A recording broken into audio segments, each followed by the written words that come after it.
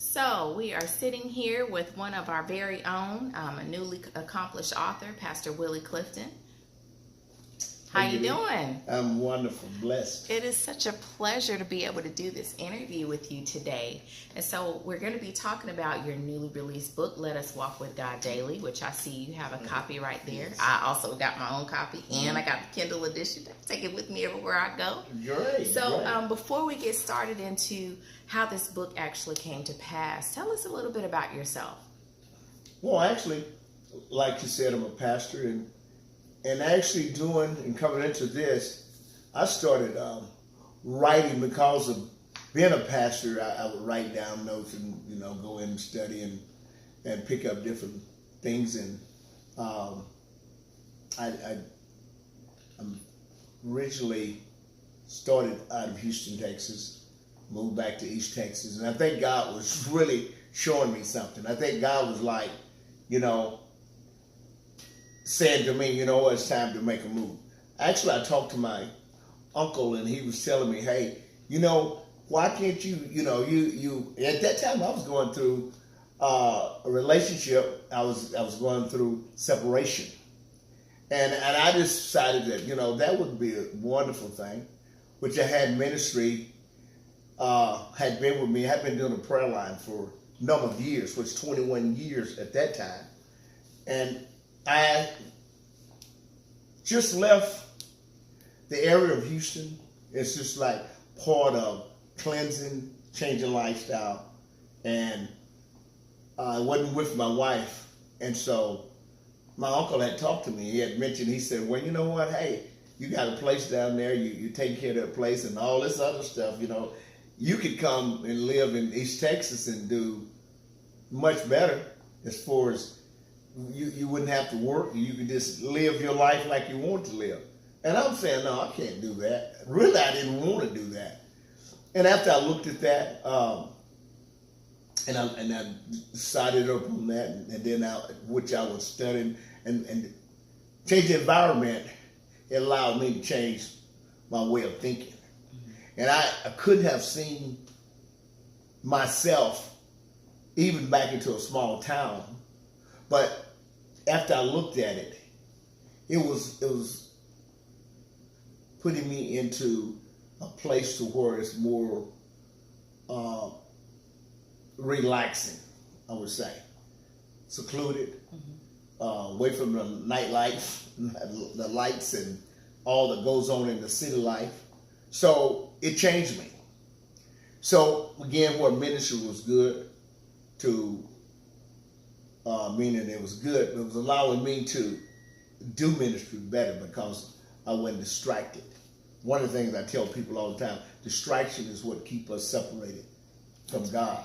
It keeps us separated. So again, through my mishaps, it wasn't a good time really, but I was having to cope.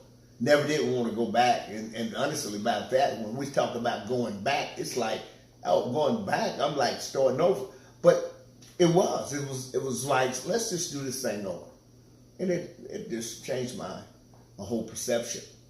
I railroad work, I've done railroad work for a number of years. And first thing, I come into East Texas, first thing I looked at is saying, you know what, I kind of wanted to just sit back and take it easy, but in my mind, I couldn't. So I didn't want people to think, hey, what are you doing? What you going through? So immediately, I wanted to get busy because I didn't want to sit around. And I know that was what I was really needing to do anyway. That was the whole perception, getting your mind straight, getting away. Let's just chill and study and do all the things to work for God. But I got into another business. And it was good. It was wonderful. Made good, but it wasn't really the answer. I mean, because it's just like what people get wrapped up. The more you make, the more you want, the more you get involved, and all of it started unraveling itself. It started allowing me to look at myself in a more relaxing way, but still I was making money, but it was costing money to make money. And that's life too. But I still wasn't really satisfied. So this is where I led on into coming into, at a point where I got to, my ministry, started writing, and then I had let go of that. And I thank God, not want to really let go of it, but I couldn't get my concentration right. Because dealing with business and dealing with a relationship with God, especially the type of business that I was in, it was taking a lot. So this is where I settled down at. I started writing, started studying. So when you retired, you put all the business stuff away, and you're really trying to focus on God. Mm-hmm. And I know you've obviously you're a best-selling author, but who was it that you were writing to when you initially started writing? What audience were you writing to? I wasn't writing to anyone in particular. I was just sending it to members of church and people that I would talk to. Get some idea of could people relate to what I'm reading? Are we all on the same page? I mean, we all in the same world, but where is everybody? What are people thinking? What drive people? What take people away? Are people into God? Are they in religion? Are they into this going to church? So it didn't make any difference to me. I would have messages. I would walk in one time and say, hey, you know what? How's your day? We get to talking to people, and I pull up on my phone. I would give a person a message. And I did. And I would do this, that. So it wasn't anyone in particular. It was just anybody that would want to read the message. And a lot of times I would be in the mall, and I would be in the grocery store. Mm-hmm. I'll be out and about talking to people. What was the response? Did you have good? Did you have not so good? Did you have kind of a mixed response? There's people, even now, would say, hey, I'm not in church, I'm not this, I'm not that. So I knew that there was a lot of people that wasn't really involved in church, and that's getting to be more and more every day. So I was getting some mix. I've known after a period of time, and it happened to me once. I had one person to tell me, don't send it no more. But that's only one. So, I mean, I'm not saying that everybody gonna want to hear or want a message. I'm not saying that.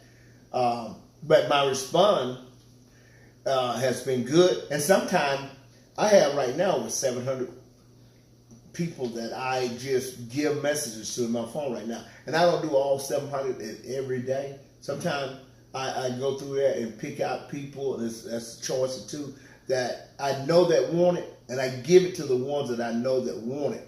And I just do it until I get tired right now. Because even that, I really have to change my way of communicating, because that really get to be a job. That's getting to be more and more and more. And that was another reason that I did the book. It brought up another great question. I was getting ready to ask you, how many hours a day or a week do you write? Well, it's not so much as do I write. I have to start in the morning. I start somewhere, even in my study. Sometimes, depending on my activities, I get out and start in the morning. Like it happened at 2 o'clock. I might went to bed early, and I got in bed and I started to write. Get up the next morning and start to study. And something comes in my mind, and I just have another topic. And I find a topic, I find a verse that'll go with that topic, and then I would start writing. And then I would start thinking, and it just come to me and just putting it together. But it just unfolded itself, really. It really come into that. Now, speaking of unfolding, one of the things that I did notice is I've read many different devotionals, and a lot of times they do start January 1st. Everybody starts January 1st. However, with your book, Let Us Walk with God Daily, I noticed you started in November. And I wonder if you could give us a little more insight as to why you started in November versus, say, January. Well, actually, and the November came up because that's when I started. I had been writing, but this is after how we're talking about years now. I mean, we coming from 4 years and meeting my wife now, and her going back, getting my messages. And when I started giving her messages, we weren't married, and that's another thing there. And she wouldn't respond every day, so that was another thing to me. And I'm saying, well, hey, you're not liking it? What's going on with this? And she said, no, I'm getting it. But if you have a relationship with God, you're still supposed to do what you're supposed to do, regardless of what I do. You do what God tells you to do. So that really made me think about it. But again, she was the one that. After I started, we was together. We started in November, where I started giving her stuff, and when we did that, that was from the beginning of November, not the beginning when I wanted to put the book together, but it was the beginning when I started writing. So that's where it started. It didn't have anything to do with the book. Awesome. And so, on your writing journey, what would you say has been the most difficult part of this whole process? I mean, a lot of times people never get to see the behind the scenes. They don't necessarily get to talk to the author and find out every step that they went through to get to that end game, which is to have their book published. So what was the most difficult part for you? Well, a lot of that was really my wife. She taken away a lot of the pressure, and plus was with a wonderful publisher. And Miss Rhonda, she is a woman of many. She's a master of a lot of different businesses that she had ventured into. And she came into it, and she worked with my wife, really, because I didn't do a lot with that part of it. So my wife was taking out a lot of footwork, and a wonderful publisher, which made it easier for me. Now, I don't know whether everybody go through or have that kind of access, but my access to the right people were great. And that's really one of the reasons that I was encouraged to do it. If I had to go out on my own and look for somebody to do it and edit what I had, and actually a lot of my editing was already done right at home. My wife, great reader, she was reading a lot, and she would go through my work and put it together. And then after that, got with the publisher. Publisher looked at it, give it to the publisher. Miss Rhonda, we was giving her a message every day, and she was liking it. So that really encouraged me. So we just continued to do what we do, and we're still doing it. We're still doing a lot of writing now. That's awesome. Now, do you have any unpublished or half-finished books at this point? I mean, can we look to see another one come out? Yes, we probably already halfway into another book. God's not finished with me yet, so whatever He keep feeding me, and I've gotten to the point that one time I said, Lord, what will I say tomorrow? And that still bothers me. But God is faithful. If we seek God, again, this title, let us walk with God daily. If we do, God feed us. So it has worried me. It has changed my life to the point, because I was saying, I got to get home. And then my wife tell me now, hey, you know what? Hey, if it's a Saturday night or start getting late, or she knows that I got to go to sleep or get in there, if I hadn't did any writing or put anything together, she'll tell me, hey, it's time for you to get your rest. And I said, oh my God, what have I got myself into? But it was great, because it's another thing that keeps me busy. It keeps me with the woman of God. My wife is also a minister. So it helps me stay focused and she stay focused so we can work it together. So we work it together. She keep me on point and we can work together where I won't have to get in and worry about somebody for any little thing we can get caught up with. But she take the worry out of the game. So it's safe to say that you do have the support of your family, your friends, church members, and all of that on this journey. Yes. I have a wonderful pastor that encourages me, and we really, really need encouragement. I mean, it ain't like we look at people, and I look at great successful people, and they make it look easy. But now I can look back and knowing they didn't do it by themselves. They had people that was helping them. So that's what I'm blessed to have is wonderful people that stand behind me. And as I move along, they think it's so great, but they don't recognize it. It's their help that's encouraging me. Because we all need encouragement. That's part of ministry, period, Jesus comes to serve.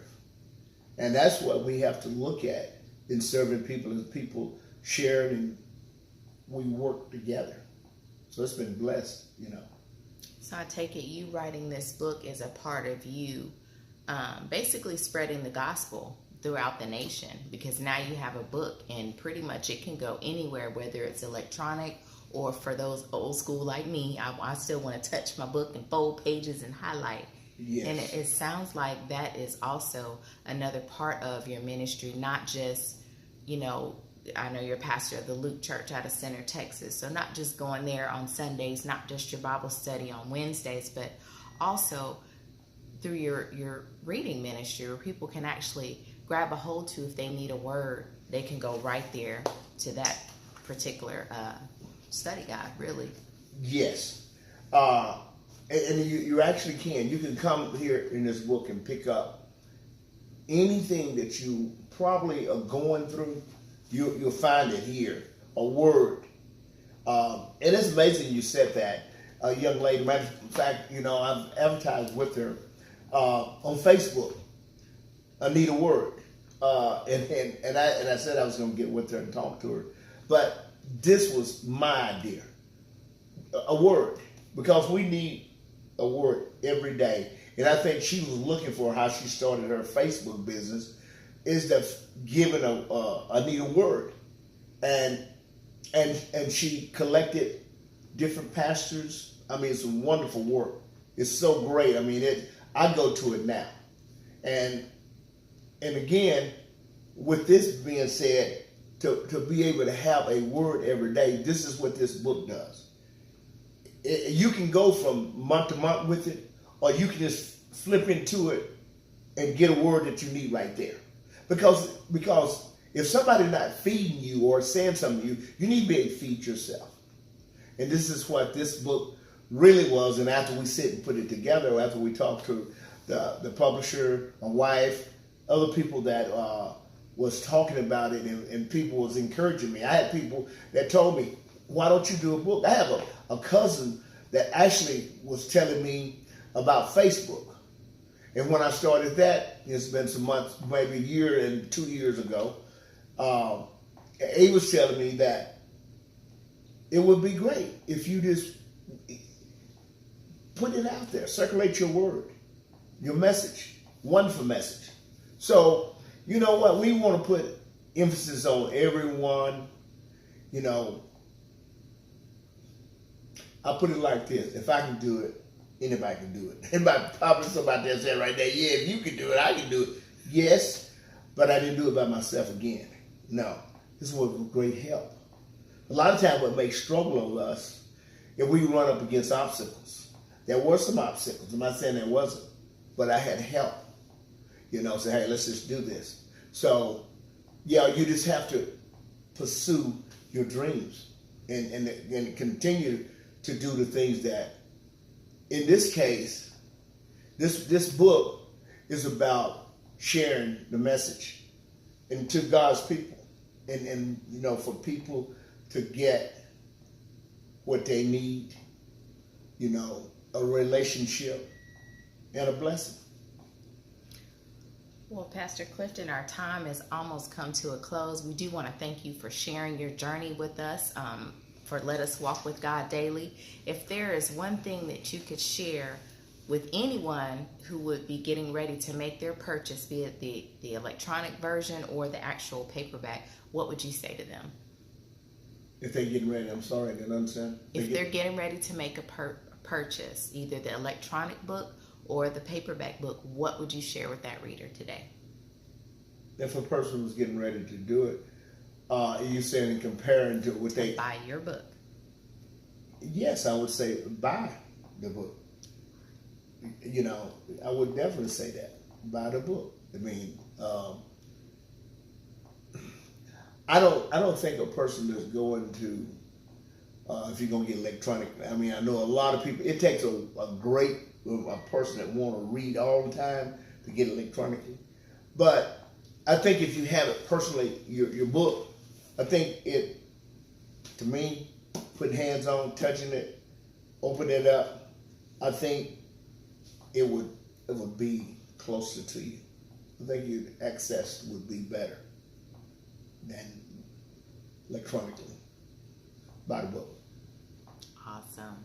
Well, again, we want to thank you, Pastor Clifton, for taking a little bit of time out of your day to share with us.